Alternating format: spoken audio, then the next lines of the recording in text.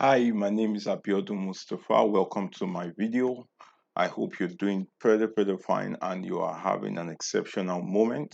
Today I'll be sharing with you on how to get the motivation to study when you don't feel like. As an educator and personal development expert, having to deal with students and engage a couple of them, I realized that you could get to the point where you could lose the motivation to study such that you don't really just feel like studying, or the books just don't get to fit in, everything you study don't really go really well, and you really want to know how to build the motivation to study. So before I go right ahead, if you are here to subscribe to my YouTube video, please do so right now. Subscribe, go to the subscription button and subscribe. And I plead with you also, share this video with your friends, drop a comment, and you could also write out questions you want me to answer.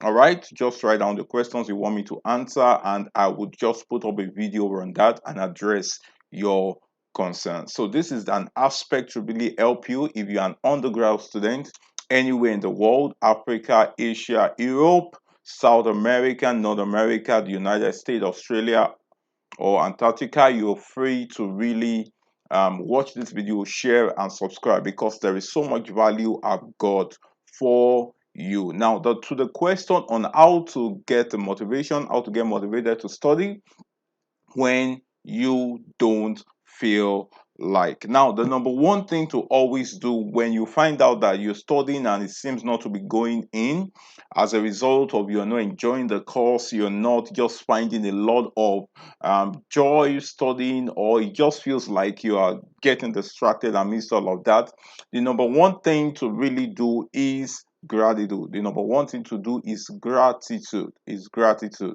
Now, how do you engage gratitude to build motivation?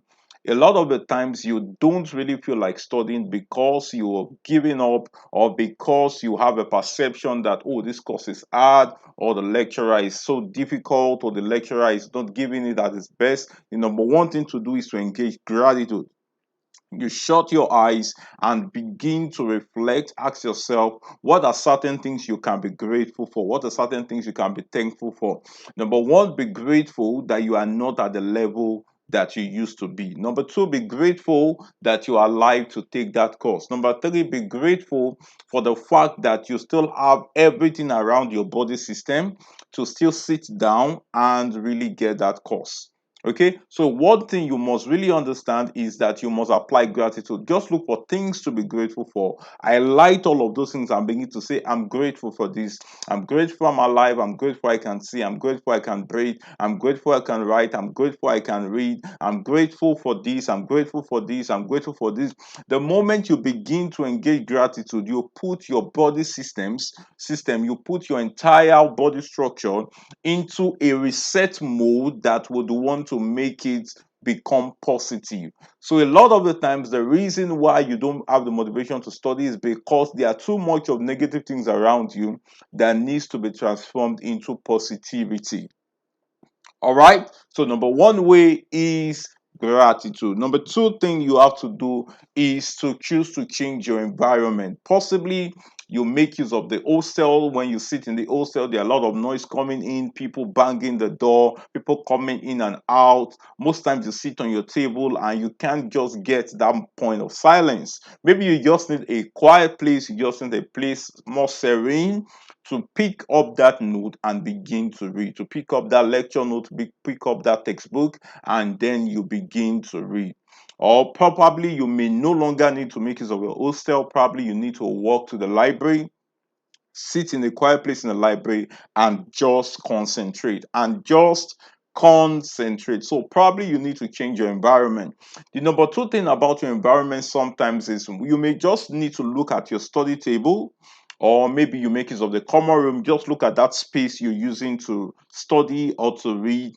Are there certain things, okay, other than the things you need to study right now, that you may just need to put away, that you may just need to put aside? And by putting those things aside, you can then study correctly. You can't then focus on that thing. Maybe, for example, you need to study a course that has to do with biology. Put every other thing, not biology, away from it. Maybe a bio one or something, or bio two or something, or bio three or something, or maybe you just concentrate on that course. So you need to look at your environment. Is your environment as nice, as suitable, as encouraging for you to study? If not, then you need to work on that environment. The third thing you need to do is to clear all distraction. So just like I talked about the environment, you need to clear up all distraction. The distraction may be putting away your smartphone, locking it up, putting it on silent, putting it away from sight, from hearing, and from listening. Okay, just put them away from yourself, lock them, and then pick up your notes or pick your computer system and just concentrate and read. Just concentrate, read, and study, and begin to take notes. A lot of times, someone will say, "I want to read," and before you know it, you begin to listen to the notification sound on your phone, and when you're trying to read, you may get to the maximum and premium point that you should have gotten so much from that particular course or from that particular material, and then you switch your attention to your mobile phone. So what do you need to do? You begin to take away all distractions. Maybe you need to put away some friends, maybe you need to leave a certain environment where people are gathered, and just ensure that you clear all distractions. Number four things you need to do is to leverage association. Probably while you're trying to study and read, you have got to the point where your personal ability can no longer grab the best of that course. Now you need to leverage on association. You may need to begin a reading group where you begin to discuss certain topics together. Get people who are willing to learn, people who are good, people who can give it all your best. I remember at the time when doing my undergraduate days studying computer science in Nigeria, I got to the point where I was doing very well. I was doing brilliantly well, but I needed to take my understanding. I needed to take my result to a brand new level. What did I do? We started a reading group. I had a friend. We spoke with three other friends, and we started a reading group. The amazing fact was that there was none of us that did lower than a very good second class upper.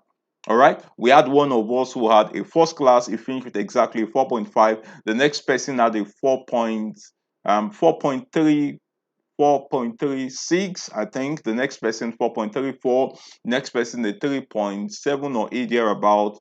And everyone did really amazingly well. Why? Because we were able to share in our reading group, and we took past questions, we treated them together, everyone took the ideas together and went into the exam hall to write all that have been heard and all that have been studied. So it's very important to understand that leveraging association can be a great motivation.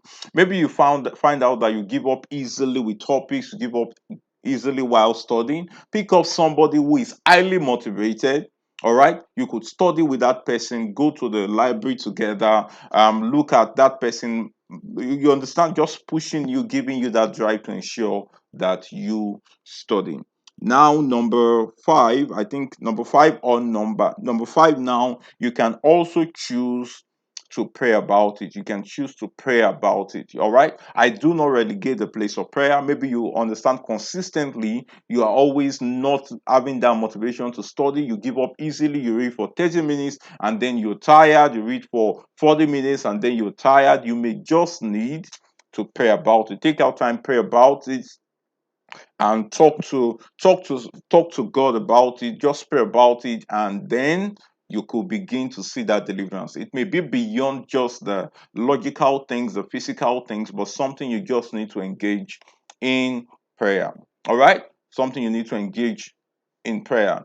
Now, number six thing you can also do, is to leverage on the knowledge of others. Leverage on the knowledge of others. You know, I talked about association in terms of having a group, but sometimes you may just need to walk up to somebody who have figured out an easy way to understanding that course. Maybe the lecturer took it to a very high level, and for that reason you could not really understand, you could not really grab it.